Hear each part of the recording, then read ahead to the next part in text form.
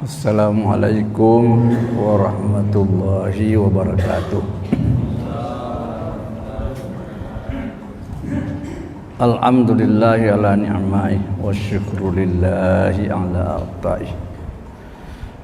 Wassalatu wassalamu ala asyrafil anbiya'i wal mursalin wa ala alihi wa ashabihi ajma'in.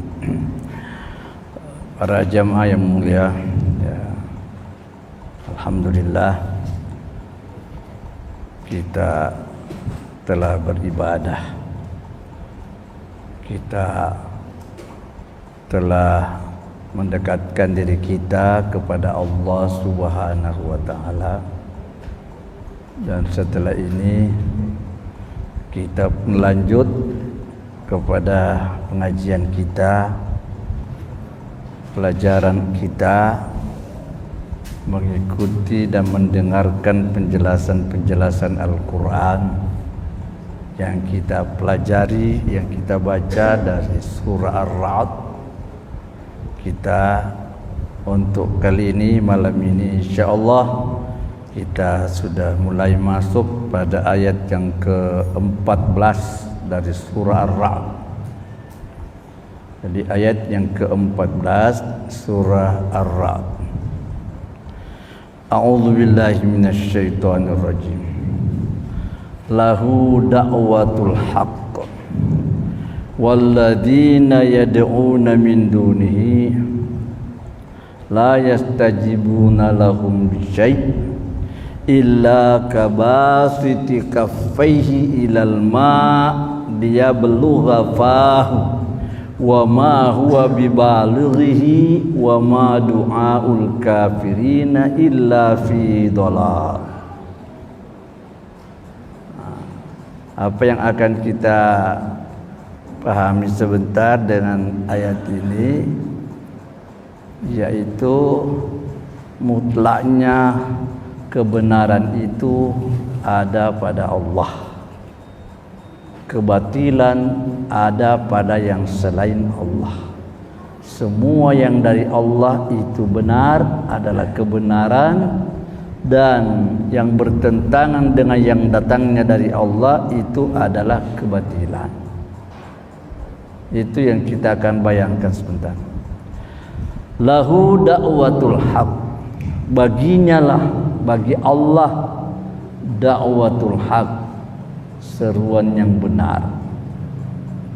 Sering juga dimakna diterjemahkan da'watul haq, doa yang benar. Walladzina yad'una min duni, dan yang sedang yang diseru, yang dia seru, yang dia sembah selain Allah, itu kebenaran dari Allah. Walladzina yad'una min duni la yastajibuna lahum bisyai', tidak dapat memperkenankan, tidak dapat menyambut seruannya terhadap sesuatu atau sedikit pun tidak ada, illa melainkan kabasiti kaffai, seperti ia mengulurkan atau ia meletakkan kedua tapak tangannya, mengulurkan kedua tapak tangannya ilal ma', ke air. Wa ma huwa bibalighihi, tidaklah air itu sampai kepadanya, tidaklah air itu dapat sampai ke mulutnya. Wa ma du'aul kafirina, tidak ada panggilan atau seruan atau ajakan doanya orang kafir atau doa atau seruan orang kafir illa fi dhalal, kecuali dalam kesesatan, dalam kesesatan. Nah, apa yang kita bisa pahami dengan ayat ini? Yang pertama tentang dakwatul haq. Bagi Allah itu dakwatul haq, seruan kebenaran. Nabi-nabi itu menyeru, mengajak orang kepada benar. Rasul Allah itu mengajak orang kepada kebenaran. Dan dakwah agama Nabi Rasul Allah yang berdakwah, yang menyampaikan kebenaran itu, dalam keterangan dari riwayat sahabat-sahabat termasuk dari Ali, dari Ibnu Abbas, itu dia pahami dengan ayat itu bahwa yang dimaksud dengan dakwatul haq ialah kalimat la ilaha illallah. Itu la ilaha illallah, itu dakwatul haq, seruan kebenaran. Jadi kebenaran itu ada pada la ilaha illallah.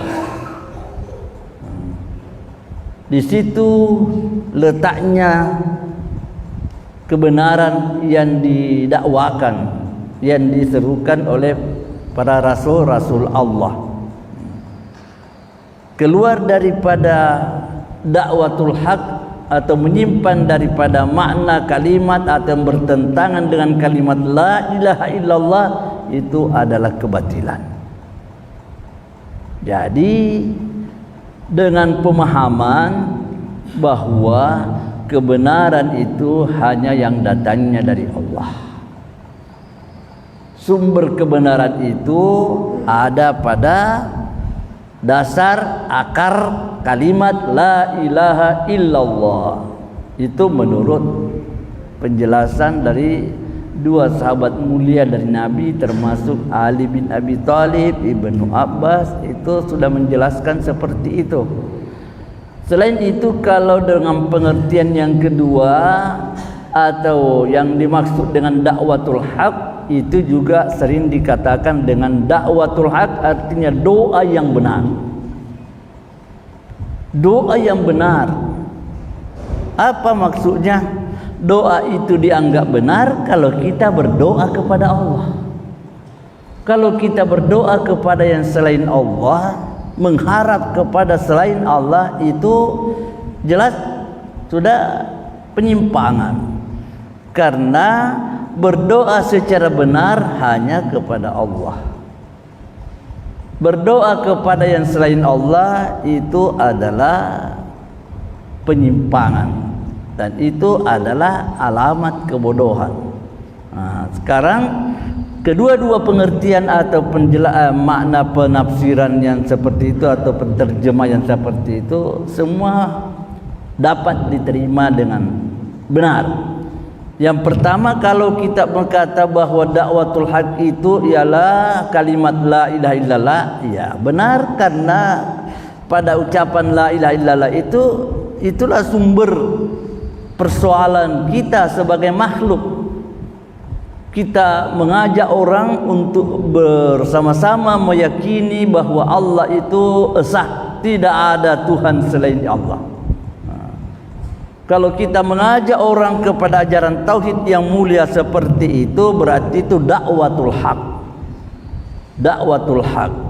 Terus walladzina yad'una min dunihi, dan yang dia seru, artinya yang ditempati mengharap selain daripada Allah, meminta, bermohon atau menyembah kepada selain Allah, la yastajibuna lahum, tidaklah dia bisa memperkenankan, tidak bisa menerima itu permohonannya.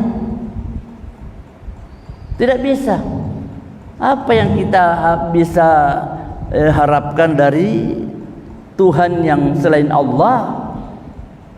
Kepada berhala umpamanya, di masa turunnya ini ayat orang mengerti tentang berhala. Apa yang diharapkan dari berhala itu? Kepada manusia, kepada makhluk lain yang kita anggap sebagai tempat mengadu dan sebagainya, apa yang kita harapkan dari orang yang penuh dengan keterbatasan? Apa yang kita harap dari orang? Allah gambarkan contoh. Gambarannya kalau kita menyeru terhadap sesuatu, Allah kata la yastajibuna lahum bisyai, tidak bisa itu diterima biar sedikit permohonan. Bagaimana gambaran Allah? Illa kabasiti kaffaihi ilal ma, melainkan itu hanya seperti halnya orang yang menghamparkan kedua telapak tangannya di air. Kita begini di atas air, lalu kita berkata, wahai air, masuklah ke mulutku, masuklah ke mulut saya. Kita suruh air, ayo air, masuk ke mulutku, saya butuh minum, saya haus. Padahal tangannya hanya diletakkan di atas air. Apakah air itu bisa masuk ke mulut dengan menyembah, dengan berdoa kepadanya? Seperti itulah gambaran Allah kalau orang berdoa kepada selain Allah, tidak ada yang bisa sampai.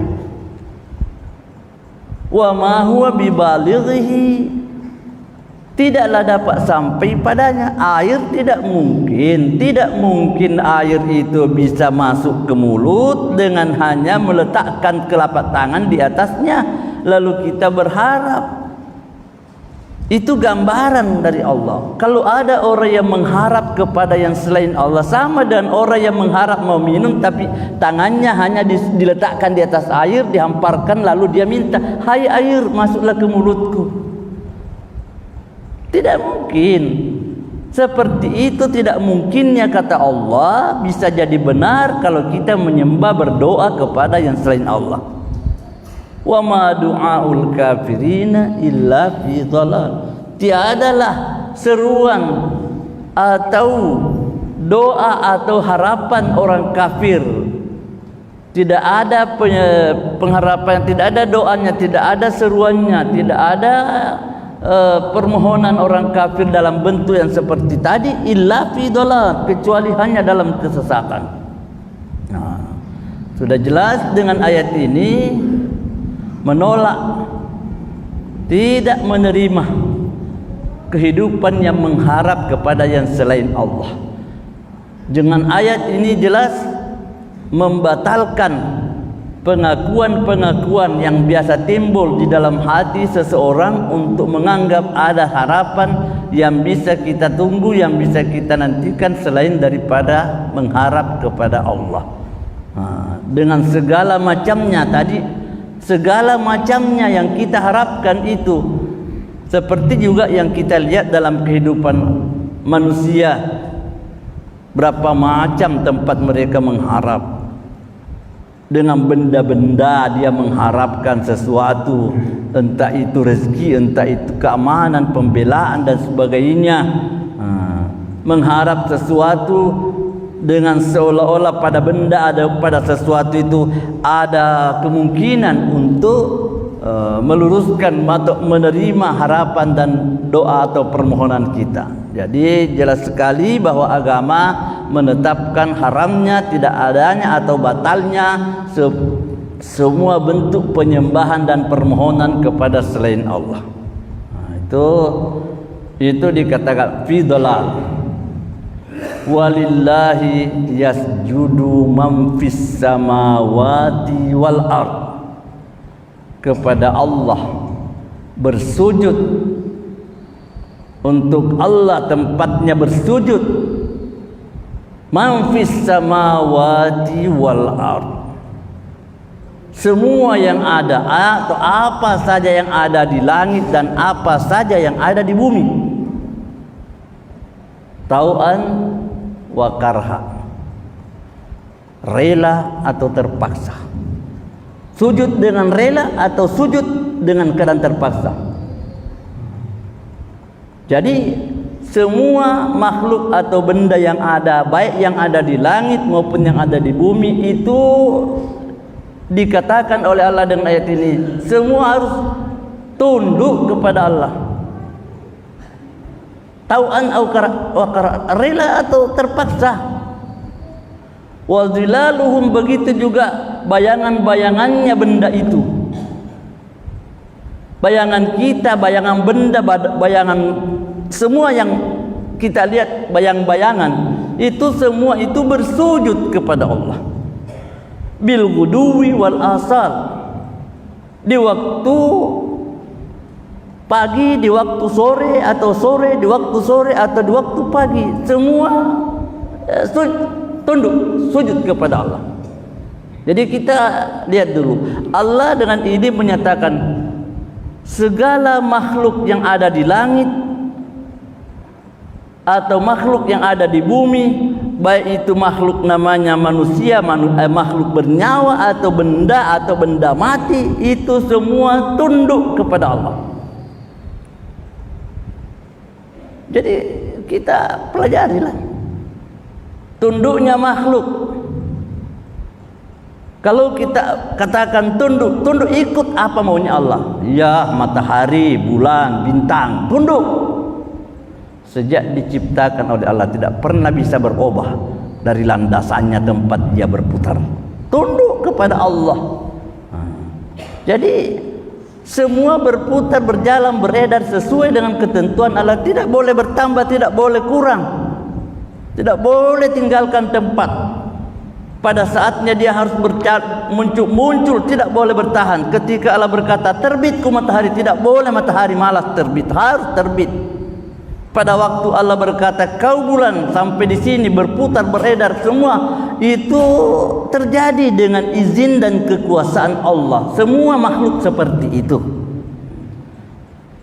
Kita katakan kalau di langit ada namanya malaikat, wah tentu akan lebih banyak lagi pengertian kita, karena semua makhluk yang kita dinamai dengan makhluk malaikat itu tasbihnya, zikirnya, dekatnya dia kepada Allah, ibadahnya kepada Allah itu dalam istilah agama Al-Quran bilang tidak ada hentinya, tidak berhenti dan tidak ada capek-capeknya. Kerjanya hanya menyembah, menunggu perintah apa yang Allah punya mau. Atau yang ada di langit, kita yang di bumi, kita ke bumi lah, lihatlah, kita melihat kepada makhluk-makhluk Allah yang lain. Berapa macamnya makhluk? Susah untuk menentukan jumlah. Kita akui ada makhluk yang namanya makhluk binatang. Tidak ada makhluk binatang yang tidak tunduk kepada Allah. Bagaimana dengan pohon-pohon kayu? Sejak dari biji yang kecil sampai dia tumbuh bertunas, akhirnya keluar daun, berpucuk, berdaun, akhirnya bertangkai, tumbuh dia sampai menjadi berbunga, berbuah dan sebagainya. Akhirnya jadi pohon raksasa. Akhirnya tiba saatnya harus tunduk, tumbang kok. Tidak boleh lama, harus tumbang, tidak bisa bertahan. Itu ketentuan Allah. Jadi dari biji yang kecil akhirnya tumbuh sampai menjadi pohon besar. Dia harus terima ketentuan Allah. Ketika Allah berkata coba kau reba-reba, tunduk dia tanpa diukur oleh manusia, tanpa diurus. Itu kalau Allah katakan sudah kamu harus tunduk sampai di situ. Itu Allah katakan semua. Jadi kalau dikatakan semua yang ada di langit dan di bumi, ya bahasa kita sampai di situ. Kita tidak bisa menghitung karena tidak mungkin bisa kita dapat mengetahui berapa makhluk Allah di darat dan di laut, berapa makhluk Allah di bumi dan di langit. Tidak bisa. Tidak bisa. Jadi di sini cuma kita lihat Allah mengatakan tau'an makarhan, rela atau terpaksa. Ya. Tunduk dengan terpaksa ada. Kenapa dikatakan tau'an, rela, atau karha atau terpaksa? Ya kan kita punya kenyataan. Taruhlah kita manusia, kita ada yang sujud kepada Allah dalam keadaan taat, maka kita salat menyembah Allah, kita taat. Ada juga orang yang tidak mau sujud, tidak mau tunduk kepada Allah, tapi dia pasti menjalani hidup yang harus terpaksa tunduk, karena tidak mungkin dia bertahan bisa muda terus. Dia pasti menjalani, kalau tidak mati muda pasti kamu menjalani tua. Tidak boleh orang muda terus. Kenapa? Karena Tuhan sudah tentukan kau harus menjalani hidup. Kalau kamu hidup dari muda pasti kau harus jadi tua. Atau kau hidup, kau sehat, pasti ada saatnya saya kasih sakit kamu. Itu kan ketentuan Allah. Atau tidak mau beribadah kepada Allah, tapi dia harus tunduk kepada Allah. Ketika Allah berkata mati, kamu mati. Senakal-nakalnya orang, sejahat-jahatnya orang, Tidak mungkin orang yang nakal, yang kuat itu lantas bisa bertahan untuk tidak mati, karena Tuhan bilang tunduk kamu, baik terpaksa. Kau tunduk secara taat, kau salat dengan baik dengan tunduk. Kau tunduk secara terpaksa, kau harus menjalani ketentuanku. Itulah tadi, kau harus mati. Nah, jadi sudah. Yang kedua, dhilaluhum, itu bayangan orang, itu bayangan kita juga, itu sujud kepada Allah. Sujud kepada Allah. Semua makhluk sujud kepada Allah dengan caranya masing-masing yang tentu ditentukan oleh Allah dan diketahui oleh Allah sendiri. Kita cuma disuruh percaya. Kita cuma disuruh percaya. Bagaimana caranya burung bertasbih memuji Allah? Kita cuma disuruh percaya.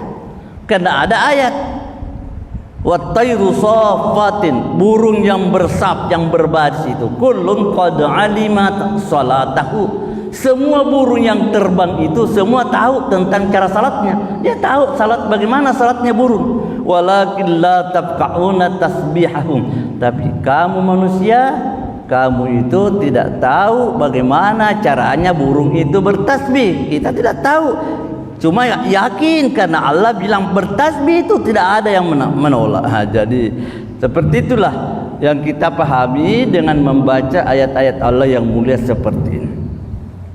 Kemudian Tuhan menyebutkan lagi, Qul marrabbus samawati wal ardh. Katakan Muhammad, buat pertanyaan, marrabbus samawati wal ardh, siapa Tuhannya langit dan bumi? Pertanyaan. Karena tadi sudah disampaikan ayat-ayat yang sudah kita baca sebelumnya, sudah dirinci oleh Allah untuk membuktikan adanya Allah pencipta. Mulai dari cerita tentang adanya guntur, adanya kilat, adanya air hujan, pohon kayu dan sebagainya, semua kan sudah terbaca, sudah dibacakan ayatnya, sudah disampaikan oleh Allah. Sudah dengan sendirinya kita melihat, ya betul ada hal-hal yang luar biasa di alam ini.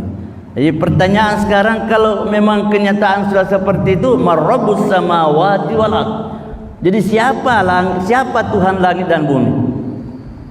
Tuhan sendiri yang suruh kita jawab, qulillah. Katakan Allah. Allah.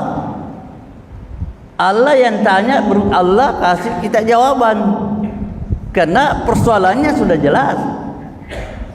Ini pertanyaannya tadi sifatnya mendesak kita untuk percaya. Pertanyaan Allah yang seperti itu artinya kembali, setelah dijelaskan bukti-bukti kekuasaan Allah, maka pertanyaan selanjutnya inilah tadi. Tanya dulu, sudah qulillah. Qul, katakan Allah. Qul, katakan Muhammad, afattakhaztum min dunihi awliya, apakah engkau mengambil selain Allah sebagai pelindung? Apakah ada tempat kamu mengharap untuk memohon perlindungan selain Allah? Yang kau tempati mengharap berlindung itu, la yamlikuna li anfusihim naf'a wala darra, tidak kuasa terhadap dirinya naf'a,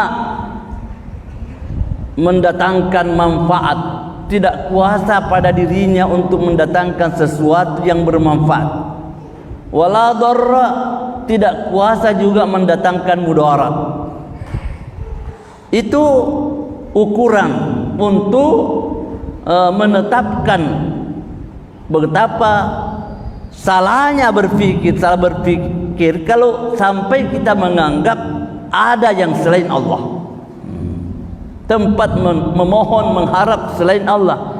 Tuhan katakan yang kau sembah selain Allah itu la yamlikuna nafsa wala darra, tidak ada kesanggupannya mendatangkan sedikit manfaat, tidak bisa. Kalau di ayat yang lain digambarkan oleh Allah juga bahwa berhala, umpama kalau berhala itu Tidak ada yang bisa, tidak ada sesuatu yang bisa membawa dia mendapatkan sesuatu, dan tidak ada yang bisa dia tolak terhadap sesuatu. Jadi sekarang pertanyaan, hal yastawil ladina hal yastawil a'ma wal basir, samakah orang yang melihat, yang buta dan orang yang melihat? Kan namanya kemusyrikan itu kan dianggap buta. Kemusyrikan itu dianggap sesuatu yang gelap, tidak punya alasan dan keterangan, tidak ada jalan untuk mengakui kebenarannya. Jadi samakah al-a'ma wal basir? Yang kedua, am hal tastawil zulumatu wan nur, atau samakah kegelapan dengan cahaya? Ini pertanyaan sangat menyentuhlah. Kalau kita baca ayat yang mulia seperti ini lalu kita renungi, ya, pasti kita berkata, betul sekali Allah. Tuhan bilang, apakah sama yang gelap dengan yang terang? Sama kayak yang buta dengan yang melihat? Bagaimana bisa sama? Tadi ukurannya sama, perbandingan samakah Allah yang disembah atau yang selain Allah yang kita sembah? Ja'alu syuraka, apakah ada baginya sekutu? Khalaqu ka khalqihi, yang mencipta seperti ciptaannya Allah. Allah bilang, apakah yang kau sembah selain Allah itu ada yang dia ciptakan seperti yang Allah ciptakan, lalu dia bikin sama dengan yang Allah bikin. Fatasyabahal khalqu alaihi, lalu menjadi samarlah kejadian itu, samar ciptaan itu. Umpamanya Allah bikin pohon kayu, apakah juga yang kau sembah selain Allah bisa juga bikin pohon kayu yang susah dibedakan? Itu maksudnya tasyabahal khalq, lalu menjadi samarlah kejadian itu. Adakah sesuatu yang bisa kita bayangkan? Adakah ciptaan Allah itu diciptakan dengan ciptaan yang kau sembah itu sama dengan ciptaannya Allah, sehingga kalau dilihat ciptaan Allah dengan ciptaannya yang kamu sembah selain Allah susah dibedakan?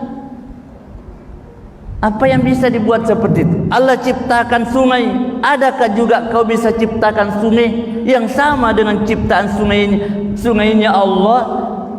Kelihatan sungai ciptaan Allah dengan kelihatan sungai ciptaanmu, sehingga tasyabahal khalq, menjadi samarlah, menjadi sama sehingga tidak bisa dibedakan ciptaan itu. Apakah ciptaan Allah yang Maha Pencipta itu sama dengan yang diciptakan oleh yang kamu sembah? Tentu tidak mungkin. Qulillahu khaliqu kulli syai', katakan saja Allah pencipta segala sesuatu. Allah itu pencipta segala sesuatu. Wa huwa, dan dia Allah al-wahiduh, yang esa, yang tunggal, yang tidak ada duanya. Al-Qahhar, yang maha perkasa, yang maha gagah, yang maha berkuasa. Dua sifat Allah yang disebut setelah menyebut perbandingan tadi tentang kepada makhluk berhala. Jadi apakah kamu menganggap ada sesuatu yang bisa diharapkan selain Allah? Kalau kau menganggap ada yang disembah bisa selain Allah, pertanyaannya, samakah yang buta dengan yang melihat? Samakah yang cahaya gelap dengan yang terang? Tanya dulu begitu. Kalau sama yang gelap dengan yang terang, sama yang buta dengan yang melihat, berarti sama yang berhala sama dengan Allah. Sama berhala dengan Allah, boleh disembah dengan seperti menyembah Allah. Kalau bisa kamu anggap sama yang gelap dengan yang terang, yang melihat dengan yang buta, kasih sama ini. Kan tidak ada kehidupan, tidak ada manusia dalam hidup ini yang bisa menganggap sama. Jadi sebagaimana tidak adanya kemungkinannya sama yang gelap dengan yang terang, sebagaimana tidak ada kemungkinannya yang melihat dengan yang buta bisa sama, tidak mungkin bisa. Maka seperti itu tidak mungkin Allah bisa disembah, tidak mungkin Allah bisa disamakan dengan makhluk-makhluk atau berhala-berhala yang kita sembah selain Allah. Maka Allah di sini menyebut dua sifatnya. Sifat Allah yang agung yaitu Al-Wahid. Dia esa, dia tunggal, tidak ada yang menemani dia berbuat. Dalam keterangan ayat yang lain, Allah itu yang esa itu al-fa'alul lima yurid, Allah berbuat apa maunya. Dia sendiri. Ada juga ayat di tempat lain mengatakan, ma ashhadhum khalqas samawati wal ardh. Saya tidak jadikan mereka menjadi saksi pada waktu saya menciptakan langit dan bumi. Siapa yang dipanggil oleh Allah menjadi saksi? Tidak ada. Apakah manusia yang kita besarkan, yang kita agungkan itu pernah dipanggil oleh Allah untuk menjadi saksi ketika Allah menciptakan langit dan bumi? Kan tidak ada. Jadi tidak ada yang menjadi saksi. Terus kenapa ada langit? Kenapa ada bumi? Itulah Allah yang esa. Begitulah Allah yang tidak ada duanya. Begitulah Allah yang berbuat apa maunya. Segala ciptaannya penuh dengan keluar biasaan, dan tidak ada orang yang pernah dihargai oleh Allah sehingga dipanggil untuk menerima persetujuannya. Setuju tidak? Saya menciptakan begitu. Tidak ada makhluk manusia diciptakan oleh Allah untuk dimintai persetujuannya. Berbuat. Yang kedua Al-Qahhar. Al-Qahhar, yang maha perkasa, yang maha gagah, yang maha hebat. Itu Qahhar. Gagah Allah. Allah tidak terhalang dengan segala keinginannya. Allah tidak pernah kekurangan dengan segala yang diinginkannya. Tidak ada. Itulah sifat Allah. Langit dan bumi, darat dan laut, semua dikuasai oleh Allah. Pada ujungnya kita harus kembali, siapa yang kita akui kalau bukan Allah? Maka terjadilah sesuatu yang menjadi pelajaran di dalam riwayat sejarah begini. Ada orang, anaknya Abu Jahal, namanya Ikrimah bin Abi Jahal, putranya Abu Jahal. Pada waktu Nabi ke Mekah, pada waktu Fathu Makkah, kemenangan merebut Mekah, ini Ikrimah saking tidak maunya itu melihat Nabi berkuasa. Anaknya Abu Jahal saking tidak maunya melihat Nabi berkuasa di Mekah, mengatur keadaan. Akhirnya dia lari tinggalkan Mekah.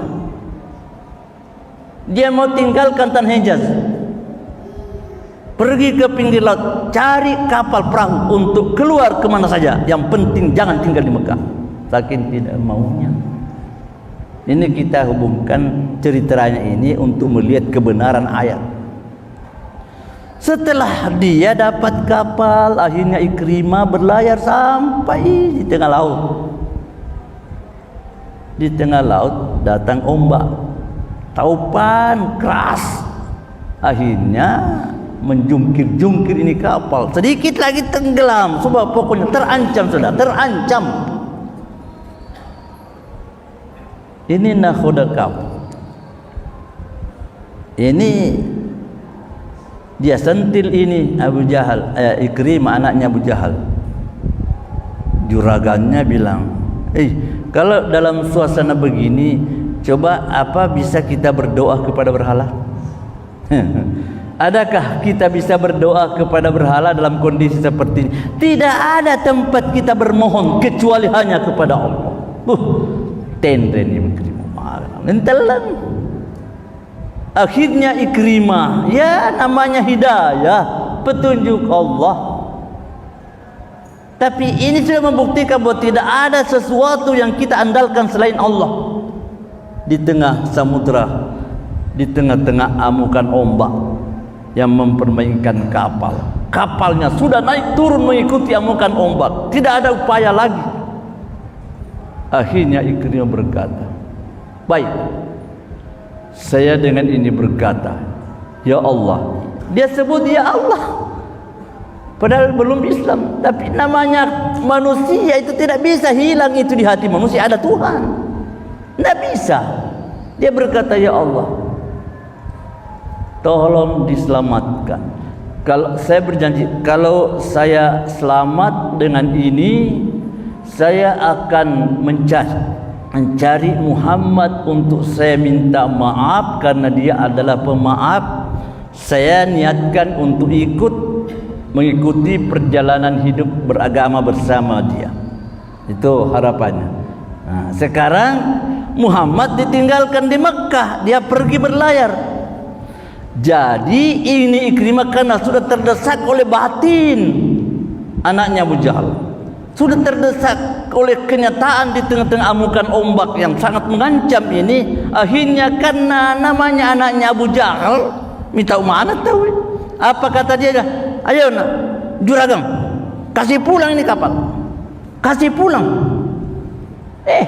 Dipulangkan kapal, dikasih pulang kapal itu.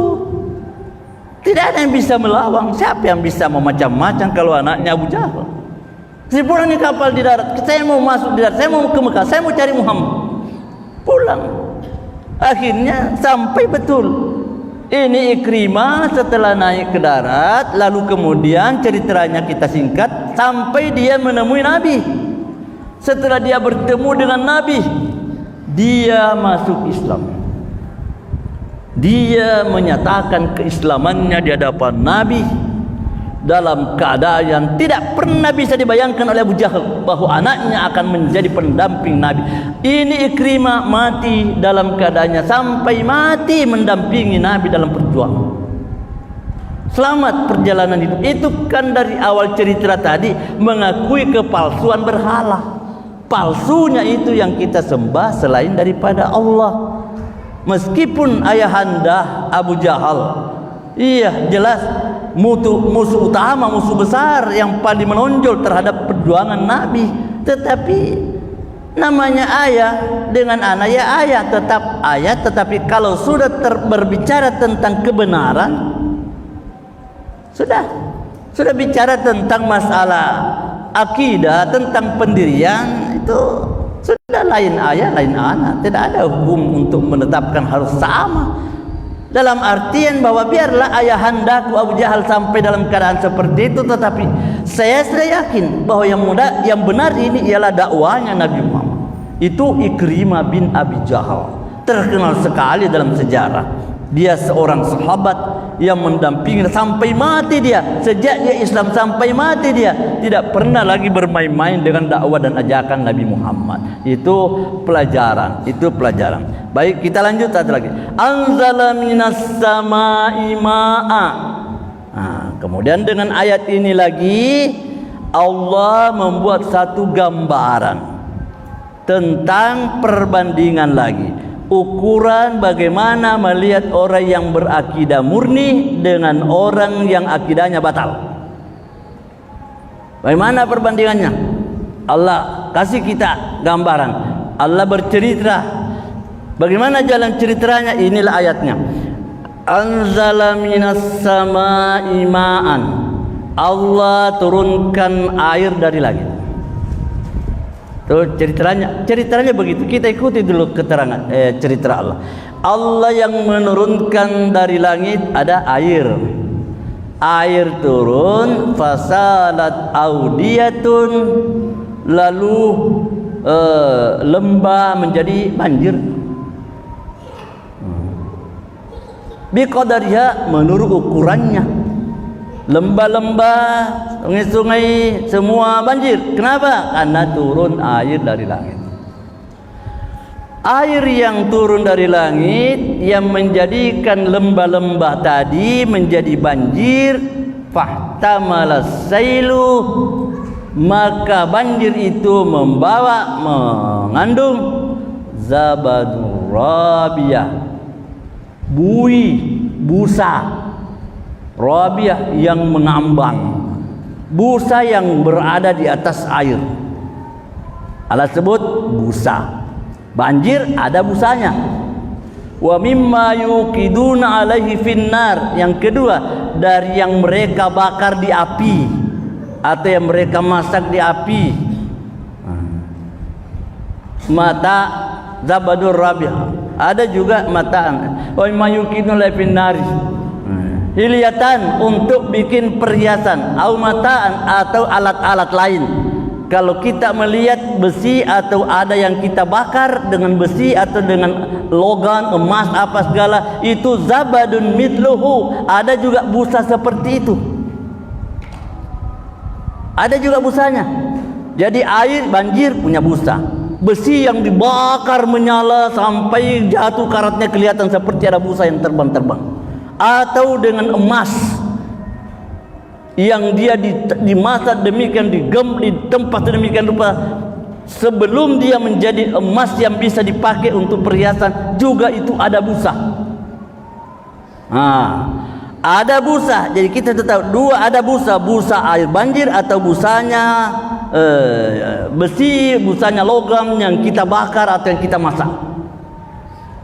Jadi zabanum itu kadzalika yadribullahu al-haqqa wal batil. Begitu Allah buat gambaran tentang kebenaran dan kebatilan. Apa maksudnya? Kebenaran dan kebatilan itu gambarannya menurut Allah seperti busa air atau busa logam dengan intinya. Busanya banjir, busanya air, tentu kita lihat mengambang di atas air. Itu kata Allah, kalau namanya busa, fa ammaz zabadu, adapun busa itu sebentar, fayadhabu jufaan, dia akan hilang secara percuma, hilang dengan begitu saja. Wa amma ma yanfa'un nas, adapun yang berguna kepada manusia, fayamkuthu fil ard, maka itu yang tinggal di bumi. Wah, ini luar biasa, ini gambaran Allah. Kita dikasih gambaran Allah. Kalau namanya kebenaran dan kebatilan, jangan tertipu bahwa kebatilan itu seolah-olah kita anggap hebatlah pada awal munculnya dan sebagainya. Tapi ingatlah bahwa kebatilan itu persis seperti busa air atau busa logam. Dia itu hanya bisa nampak ketika dia masih di bawah banjir. Ketika banjir masih ada busa. Ketika besi dibakar masih kelihatan seperti ada busa. Ketika logam atau emas ketika itu kelihatan masih ada busa. Tapi ketika api tidak menyala lagi, kemana itu busa? Ketika banjir tidak ada lagi, kemana itu busa? Itu terdampar dan akhirnya habis. Sampah-sampah yang menemaninya itu terdampar di mana-mana. Apa maksudnya? Itulah gambaran. Itulah gambaran. Dalam gambaran sahabat Nabi memahami ayat ini, gambarkanlah itu akidah yang murni. Kalau akidah itu sudah murni, kokoh, kuat, itu yang asli, seperti aslinya emas setelah dibakar akhirnya terbang, busanya hilang. Banjir datang kelihatan ada busa, tapi setelah banjir tidak ada lagi, yang tinggal ialah air, busanya hilang. Maka begitulah kebenaran dengan kebatilan. Ini minta diyakini. Minta diyakini. Kalau namanya keyakinan itu, keyakinan yang teguh itu, dia pasti bisa bertahan. Banjir hebat, luar biasa, ombaknya macam-macam, keras hebat, kelihatan ada busa. Tapi kalau keyakinan teguh, persis seperti batu karang di tengah lautan. Setiap saat dipukul ombak, jangankan terangkat, bergerak pun tidak. Itu namanya keyakinan. Itu pendirian. Begitulah kita dalam beragama. Jangan karena melihat kebatilan seolah-olah sudah memasyarakat, sudah melanda hidup di mana-mana. Bagaimana kita ini kebatilan sudah merata. Hebat sekali kelihatannya, kelihatan kebatilan sudah menjadi perhatian orang banyak. Jangan, karena itu menurut ayat ini itu hanya busa air, busa logam. Tidak lama hilang, tidak mengakar, tidak punya kekuatan.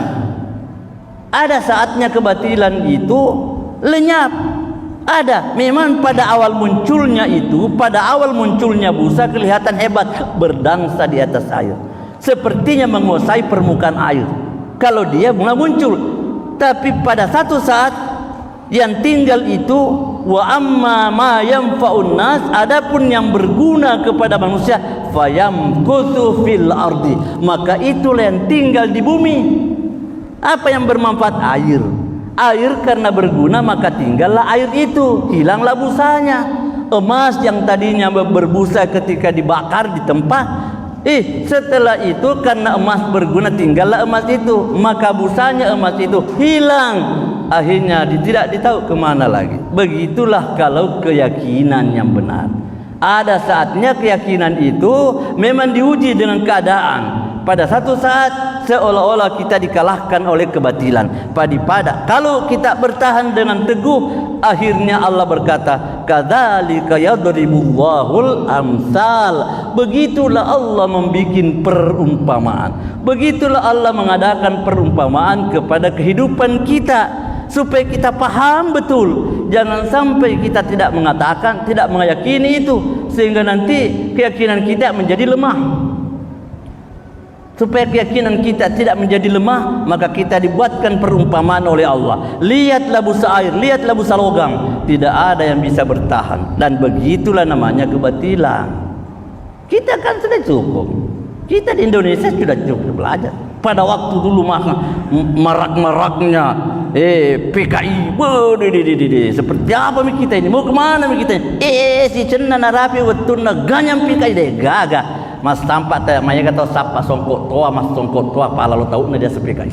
Begitu dulu. Kita kan sudah mengalami kehidupan begitu.